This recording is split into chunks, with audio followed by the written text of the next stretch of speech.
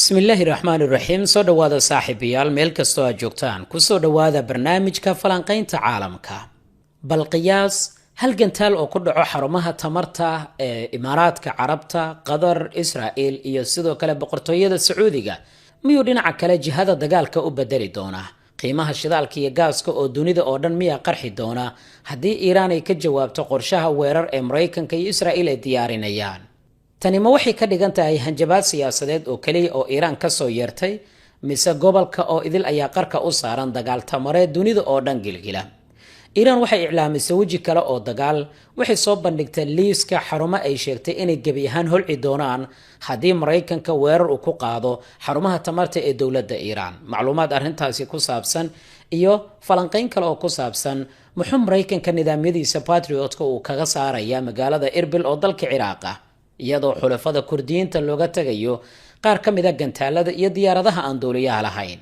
macluumaad arrintaasi ku saabsan iyo israa'iil walaaca ay ka muujinayso isbahaysiga carbeed ee boqortooyada sacuudiga iyo masar ee la doonayo in lagu wajaho dhanka iyo xuutiyiinta dalka yeman iyo macluumaadyo kale ayaan qaybtan kugula wadaagaya insha allah soo dhowaada saaxiibayaal meel kastoo aad joogtaan kusoo dhowaada mar kale iyo maracadda show barnaamijka falanqaynta caalamka waa 1 bisha agosto waa barnaamijkeennii habeennimo aniguna waa maracadde ma doonaysaa sidan oo kale in waalidka looga cumreeyo halkan waxaa uga cumraynayaa aabo cabdi nuur cismaan oo ii soo wakiilatay gabadhiisa shirkad la hubo oo aan damiin ka nahay almahdiyiin la xiriir telefoonka shaashada kaaga muuqdo mar kale isku soo noqod wanaagsan daawadayaal saaxiibayaal waxaan ku hormarayaa hay-adaha amniga iyo sirdoonka israa'iil ayaa sheegay inay si dhow ay ula socdaan dhaqdhaqaaqa militari ee xuutiyiinta dalka yeman ka dhanka ah ee boqortooyada sacuudiga ay wado iyo doorka dowladda masar ay ku leedahay isbahaysi badeed oo cusub oo la doonayo in lagu jibiyo go'doominta xuutiyiinta ay ku hayaan maraakiibta iyo ganacsiga boqortooyada sacuudiga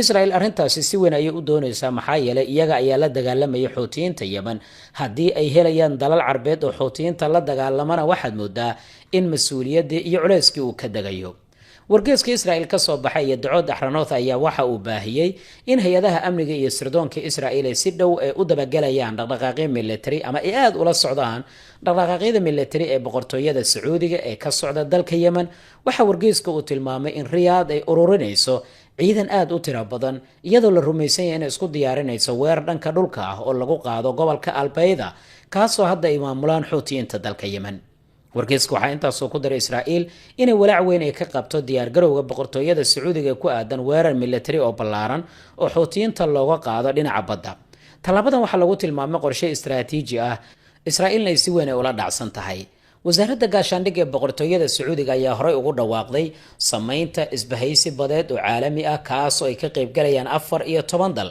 dalalkaas oo turkiga masar suudaan iyo jabuutiba qayb ay ka yihiin tallaabadaas oo muujinaysa iska hor imaadyada gobolka inay geli karaan marxalad kale oo culus israa'iil waxay si fiican ay u fahamsan tahay xuutiyiinta dalka yeman taageero inay ka helaan iiraan sidaa daraaddeedna waxay si weyn u doonayaan isbahaysi xuutiyiinta la dagaalamo maxaa yeelay sanadihii ugu dambeeyey iyaga ayaa la dagaalamayay xogtaasi waxyaabaha ka soo kordha waan kula wadaagi doonaa maraykanka haddii aan soo koobo mid ka mid a saldhigyada maraykanka ee ku yaala gobolka california waxaa ku burburtay diyaaradda dagaal ee ciidamada badda ee maraykanka ay adeegsanayeen diyaaradda loo yaqaano F-35 diyaaradan oo ciidamada badda ay adeegsanayeen ayaa lagu warramayaa cillad inay ku timid muuqaalkeeda ayaa si weyn u qabsaday baraha bulshada waxaana la soo bandhigay qayb ka mid a burburka diyaaradan xilli ay ka soo duushay garoon diyaaradeedka gobolka california lama sheegin diyaaradaasi iyo waxyaabaha sababa ilaa iminka in burburkaas uu ku yimaado waxyaabaha ka soo kordhana waan kula wadaagayaa insha allah markaan aan eegno falanqaynta ku saabsan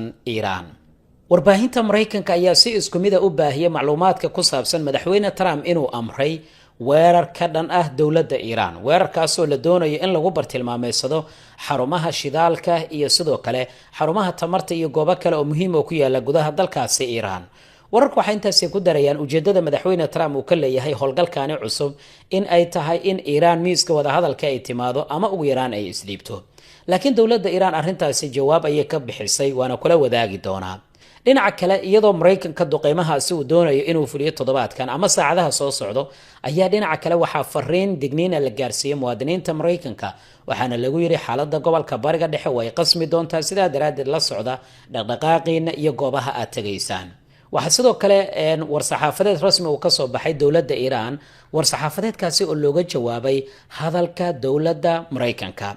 wakaaladda wararka ee faris ee dowladda iiraan waxay maanta ay soo bandhigtay gelinkii dambe liiska xarumo tamar ah oo ku yaala khaliijka iyo sidoo kale israa'iil oo iiraan ay bartilmaamaysan doonto haddii qorshaha weerar ee isku dhafan ee israa'iil iyo maraykanka si toosa looga fuliyo gudaha dalkaasi iiraan. waxaa lagu waramayaa tani inay qayb ay ka noqon doonto hanjabaad toosa oo ku wajahan qaar ka mid a xarumaha tamarta ee ugu muhiimsan dunida, kuwaasoo inta badan ku yaala dalalka khaliijka iyo sidoo kale maamulka israa'iil xilli xiisada Washington iyo Tehran ay sii kordhayso. hanjabaadan waxay timid kadib markii warbaahinada maraykanka si isku mid ay u daabaceen in qalinka lagu duugay ololo ballaaran oo 14 maalin ilaa 10 maalin socon doona oo tamarta iyo kaabayaasha dowladda Iiraan lagu bartilmaameysanayo. dowladda Iiraan marka iyadana waxay soo bandhigtay dhammaan xarumaha ay beegsan doonto. halkaasi marka waxaa kaaga soo baxaya sheekada weerarka inay dhab tahay oo Iiraan ba hadii liiskiiba ay goobi ku jawaabi lahayd ay soo bandhigtay wax walba waxaad moodaa in la isku duburiday. dowladda Iiraan waxay sheegtay inay beegsan doonto ceelka shidaalka ee lagu magacaabo Jawaar oo boqortooyada Sacuudiga waxaa loo arkaa ceelkaasi laf-dhabarta wax soo saarka shidaal ee dalkaasi boqortooyada.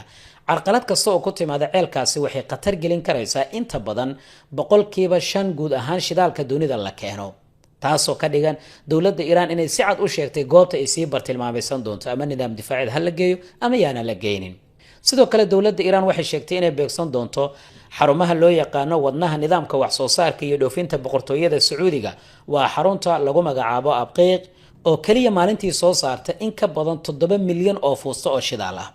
waxyeelada soo gaarta xaruntan waxay carqaladeyn karaysaa silsilada sahayda batroolka, warshadaha kiimikada iyo xarumaha korontada gudaha iyo xitaa xarumaha dhanka badda ee biyaha lagu macaaneeyo.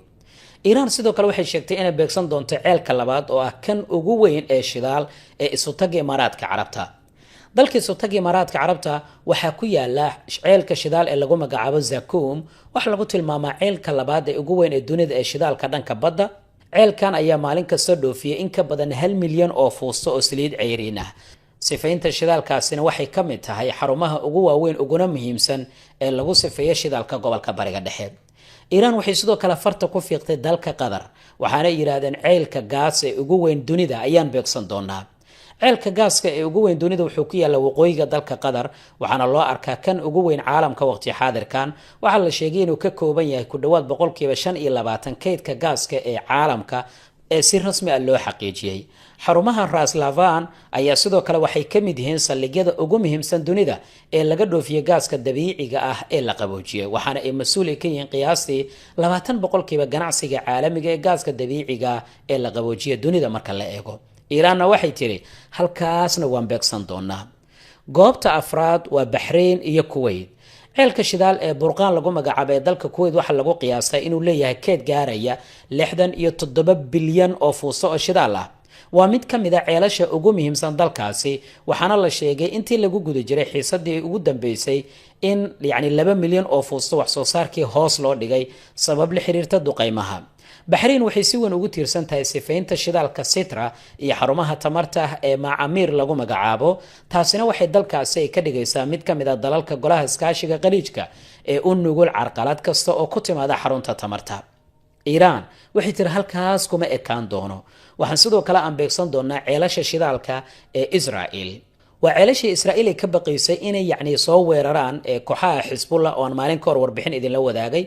aan u maleynay xitaa warbixinadii ugu dambeeyay inay ka mid ahayd oo Xisbullah laga baqay diyaaradeeda FPV loo yaqaano inay ceelashaas ku bartilmaamaysato iyadoo la koobiyeenayo weerarka Ukraine ee dhanka badda oo kale. Israa'iil ceelasheeda shidaalka ee gaaska dabiiciga ah ayaa lagu waramayaa inuu yahay tamarta labaad halka ay ka hesho. labadani ceel ayaa ilaha ugu muhiimsan ee laga helo gaaska dabiiciga ee Israa'iil, taasina waxay ka dhigaysaa bartilmaameedyo istiraatiiji ah. mana ahan wax sahlan in Iiraan ay tiraahdo ceelashaas ayaan bartilmaamaysan doonaa. waxaa sidoo kale la xusay intii lagu guda jiray dagaalkii 40 maalin socday in mar la weeraray mid ka mid ah xarumahan oo ku yaala koonfurta Israa'iil. Iiraan ayaa duqeysay xarun weyn oo gaaska lagu farsameeyo oo ku taala dalka Qatar iyo xarumo kale. hadda hanjabaado culus ayaa soconaya. Israa'iil iyo Mareykanka waxay doonayaan inay weerar ku qaadaan xarumaha tamarta. Iiraanna waxay soo bandhigtay liiskan sawtani kama dhigna dagaal kale oo weyn in gobolka Bariga Dhexe mar kale uu martigelinayo, maadaama Iiraan ay tiri haddii aad halkan aad ku dhagtaan anna halkan ayaan ku dhagi doonaa. aragtidaadana la wadaag laagisar muuqaalka yaa dagaalkan ku guulaysanaya la wadaag saaxiibadaada waad mahadsan tahay. warbaahinta CNN, CBS, Wall Street Journal iyo The Axios waxay dhammaantood ay baahiyeen war isku dhow kaasoo sheegaya in Trump si dhaba uga fiirsanayo weerar Maraykanka iyo Israa'iil ay si wadajir ugu qaadaan xarumaha tamarta. laakiin su-aashu waxay tahay haddii arrintaani ay tahay go'aan la gaaray, waa maxay sababta ka dambaysa in warbaahinta loo soo dusiyo? ciidamada marka ay doonayaan inay weerar lama filaan ay qaadaan qorshahooda si cad uma faafiyaan. sidaa daraaddeed xogahan waxay u muuqdaan dagaalka nafsaaniga ah iyo sidoo kale cadaadiska siyaasadeed kuwa qayb ka ah. Trump wuxuu doonayaa inuu laba dhinac cadaadiyo. dhinaca koowaad waa hoggaanka dowladda Iiraan oo Washington waxay doonaysaa inay Tehran ay ku qasabto inay dib ugu soo laabato miiska wadaxaajoodka isla markaana ay aqbasho shuruudo adag. dhinaca labaadna waa dalalka Khaliijka oo Maraykanku wuxuu doonayaa inuu diro fariin ah haddii aan si degdeg ah heshiis loo gaarin xiisadda marinka Hormuzna aan la isku fahmin weeraro cusub oo dab ah ayaan qabadsiin karaynaa gobolka oo dhan. haddii xarumaha tamarta ee dowladda Iiraan la weeraro, Tehran waxay ka bixinaysaa jawaab iyaga oo beegsan karaya saldhigyada Maraykanka, xarumaha tamarta ee gobolka, maraakiibta, dekadaha iyo xarumaha shidaalka ee xulafada Washington. sidaa daraaddeed hanjabaadda Washington kuma koobna oo kaliya Iiraan, waxaa sidoo kale cabsi gelinaysaa dowladaha Khaliijka si ay kaga shaqeeyaan heshiis degdeg ah oo Trump uu doonaya in la gaaro. wararku waxay sheegayaan in madaxweyne Trump kulankii ugu dambeeyay Netanyahu la yeeshay uu muujiyay caro xoogan isagoo ugu baaqay Iiraan in si degdeg ah loo garaaco lana jibiyo rabitaankeeda. laakiin jawaabta Tehran waxay noqotay mid cad. saraakiisha dowladda Iiraan waxay sheegeen in dalkooda uusan sugi doonin weerar, balse iyaga ay diyaariyeen qorshe jawaab celin oo ballaaran. haddii weerar lagu qaado xarumaha sifaynta shidaalka, xarumaha korontada iyo kaabayaasha rayidka, Iiraan waxay dhaqaajin karaysaa dhammaan awoodaha ay gobolka ku leedahay. taasina waxay ka dhigan tahay in Yemen ay baabulmandab ay gelin karaan dagaalka, kooxaha xiriirka leh dowladda Iiraan ee Ciraaq iyo Lubnaan in la dhaqaajin karayo, isla markaana saldhigyada Maraykanka iyo sidoo kale xarumaha tamarta ee gobolka la bartilmaamaysan karo. weerar Trump uu u malaynayo in dhowr maalmood uu ku soo dhammaanayo wuxuu isu bedeli karayaa dagaal goboleed dheeraada, kaasoo sare u qaadi karaya qiimaha shidaalka, qalqalgelin karaya ganacsiga dunida, isla markaana albaabada u furi karaya xaalad aanay cidi xakamayn karaynin. su-aasha maanta ka jirta Washingtonna ma ahan in Maraykanka Iiraan uu garaaci karayo iyo in kale. su-aashu waxay tahay miyuu Trump xakamayn karayaa waxa dhaca maalinta xigta ee weerarka? guusha dagaalka ma ahan oo kaliya marka gantaal la rido. guusha dhabta ay waxay ku xiran tahay waxa dhacaya kadib marka jawaabaha ay yimaadaan, khasaaraha la arko, qalalaasuhuna uu bilowdo. intaan ka hadlayna Washington, booqashadii Netanyahu ee Trump halkaas uu kula kulmay waxaa la muujiyay isbedel weyn oo ku yimid xiriirka labada dhinac. warbixino lagu daabacay warbaahinta All Monitor iyo warbixino kale ayaa sheegaya in Netanyahu aqalka cad uu kala soo laabtay isagoo oo aanan helin wax damaanad oo ku saabsan arrinta dowladda Iiraan. ma uusan helin ballanqaad sheegaya in Israa'iil loo ogolaan doono inay dib ugu soo biirto dagaalka haddii Maraykanka howlgalka uu ballaariyo. laakiin waxaa jira laba sababood oo arrinta loo fasiranayo.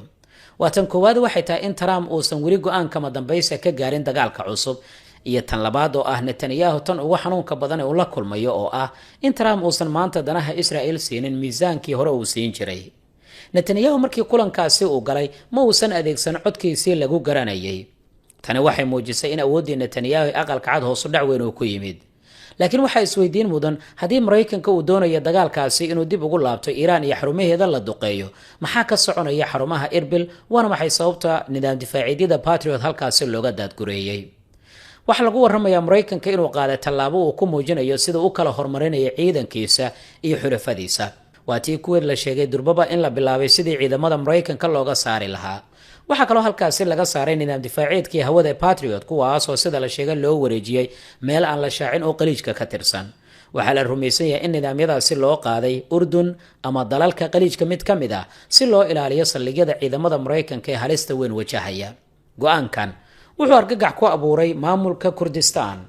Patriotka halkaasi yaalay kaliya ma uusan ilaalinaynin ciidamada Maraykanka, wuxuu sidoo kale difaac u ahaa magaalada Erbil iyo xarumaha muhiimka ee gobolkaasi, kana ilaalinaya gantaalada iyo diyaaradaha aan duuliyaha leh ee xiriirka la leh dowladda Iiraan.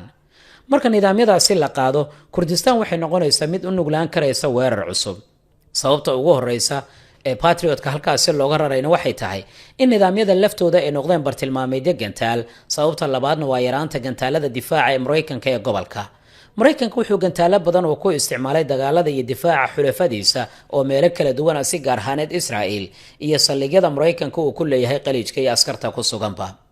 fariinta loo diray kurdiyiinta way caddahay ilaalinta ciidamada maraykanka ee qaliijka iyo Urdun ayaa hadda muhiim ka ah in difaac laga gala dhanka iyo Erbil. tani waxay muujinaysaa sida quwadaha waaweyn xulafadooda uga tagi karayaan marka danahooda iyo amnigooda si toos ah khatar loo geliyo. laakiin dhinaca kale markaad eegto waxaa qorshahu uu yahay maadaama culayska ugu weyn Iiraan ay soo saareen dhanka iyo Ciraaq wadamada culayska ay saartay in la geeyo nidaam difaacida looga hortagi karayo khatar badan oo ay wajihi karayaan ciidamada Maraykanka ee ku sugan gobolka Bariga Dhexe iyo sidoo kale agabkiisa ciidanka. maxay kula tahay adiga qaybta hoos aragtidaada ku reeb like saar muuqaalka la wadaag saaxiibadaada waad mahadsan tahay. Xuutiyiinta dalka Yemen ayaa 20kii bishii la soo dhaafay waxay ku dhawaaqeen inay badda ay ka hirgeliyeen go'doomin lagu beegsanayo dhaqdhaqaaqa maraakiibta xiriirka la leh dekedaha Sacuudiga. Talabadan waxa ay furtay furin cusub oo xiisadaha gobolka la xiriirtay iyo iska horimaadyada u dhaxeeya Iiraan, Maraykanka iyo xulafadiisa. waxayna sii ballaarisay qataraha ku wajahan sahayda tamarta iyo ganacsiga caalamiga ee mara mid ka mid ah marinbiyoodyada ugu muhiimsan dunida. hogaamiyaha kooxda Ansaarullah ee dalka Yemen Cabdimaalik Al-Xuuti ayaa maalintii Khamiista la soo dhaafay sheegay in ciidamadiisa ay dib ay u celiyeen in ka badan 16 markab tan iyo 20kii bishii Juulaay. isaga oo ka hadlay weerarada kooxda ay ka fulisay biyaha badda cas waxa uu sheegay in natiijada ugu wanaagsan ay tahay tan iyo markii la dejiyay mabda ah go'doominta looga jawaabayo go'doomin kale maadaama Sacuudiga ay go'doomiyeen Xuutiyiinta dalka Yemen. faahfaahin dheeraada inkastoo uusan bixin haddana Xuutiyiinta dalka Yemen ayaa waxaa lagu waramayaa inay gabi ahaanba ay ka hadleen macluumaadka ku saabsan qorshe ay doonayaan inay marinka Baabul Mandab ay dhaqaale ay ku soo rogaan. wakaaladda wararka ee Reuters ayaa macluumaadkan toddobaadkii hore baahisay, laakiin Xuutiyiinta dalka Yemen hadda waxay beeniyeen macluumaadka ku saabsan inay doonayaan inay dhaqaale ay ku soo rogaan maraakiibta ka gudbaysa biyaha Baabul Mandab. sida wararku ay sheegayaan qoraal ka soo baxay kooxda Xuutiyiinta oo warbaahintooda lagu baahiyay ayaa lagu sheegay macluumaadkaasi inaanu jirin oo aysan doonaynin wax lacag ah oo ay ku soo rogaan maraakiibta ka gudbaysa biyaha Baabul Mandab. dhinaca kalena wasaaradda cadaaladda ee Maraykanka ayaa ku dhawaaqday in ciidanka ammaanka ee dowladda Britain ay xabsiga dhigeen Maxamed Yuusuf Xasana oo ah maamulaha hay'ad caalami ah oo lagu magacaabo Sham. Maraykanku wuxuu ku tilmaamay Xasana inuu ka mid yahay dadka ugu muhiimsan ee maalgelinta u sameeya xoogagga iska caabinta ee Xamaas isagoo adeegsanaya magaca gargaar bini'aadanimo. wasaaraddu waxaa kaloo ay sheegtay in xariga Xasana uu ka dhashay baaritaan ay sameeyeen waaxda waxa loogu yeeray la dagaalanka argagixisada ee qaybta ka ah amniga qaranka ee wasaaradda cadaaladda iyadoo lala kaashaday hay'adda Britain iyo sidoo kale hay'adda sirdoonka gudaha Israa'iil ee Shabaag loo yaqaano. Xasana oo 45 sano jir ah deganna magaalada Istanbul ee dalka Turkiga ayaa sidoo kale loo yaqaanaa Orhan Korkmaz iyo naanaysta Abul Bara. waxaana lagu eedeeyay inuu jagadiisa sare hay'adda samafalka oo caalamiga uga faa'iideystay in xiriir toos oo la sameeyo hogaamiyaal sarsaro ka tirsan xoogagga iska caabinta si lacag, raashin iyo sahay kale loogu gudbiyo marinka Gaza loona qaybiyo iyada oo la raacaya amarada hogaanka dhaqdhaqaaqa. sida lagu eedeeyay marka Xasana wuxuu dhaqdhaqaaqiisa si dhow ula xiriiri jiray hogaamiye sare oo ka tirsan xoogagga.